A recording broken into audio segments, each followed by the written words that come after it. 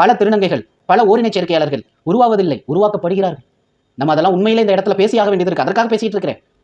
இன்னைக்கு திருநங்கையாக வாழ்றாங்க, குடும்பத்தை வெறுத்து வெளியே போறாங்க, என்ன காரணம்னு தெரியாமலே இறந்தும் போயிடுவாங்க. ரத்த வெள்ளத்தில் சடலமாக கிடந்த திருநங்கை, இளைஞருடன் ஒரே வீட்டில் வசித்து வந்த திருநங்கையை அடித்தே கொன்றது யார்? அவங்களை பத்தி அதிகமாக வந்துட்டு அவங்க குடும்பமும் கேர் பண்ணிக்கிறது இல்ல.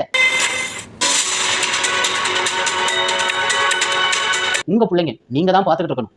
அந்த இடத்துல கட்சி சார்ந்து நான் பேசலங்க, மனசாட்சியோட பேசுறேன். மனசு வலிக்குதுங்க. இறந்து போன அந்த பையனுக்கு என்ன வயசுங்க?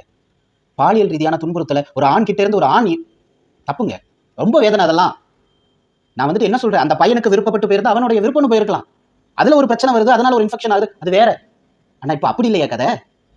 ஒரு பெண்ணை எப்படி வந்துட்டு பாலியல் ரீதியா பலவந்தமாக வந்துட்டு அவனை வந்துட்டு பயன்படுத்த முடியுமோ அந்த மாதிரி பயன்படுத்தியிருக்காங்க. என்ன ஒரு கருவியா பயன்படுத்தினாங்கிற மாதிரி அவன் வந்துட்டு மரண வாக்குமூலத்தில் அவன் குறிப்பிடுகிறான். ஆண்டவா, நீ தான் மக்களை காப்பாற்ற வேண்டும். இந்த சமூகத்துல அரசியல்வாதியோ இல்ல மற்றவர்களோ வந்து எங்களை காப்பாற்ற போவதில்லை, நீ வந்து காப்பாற்று.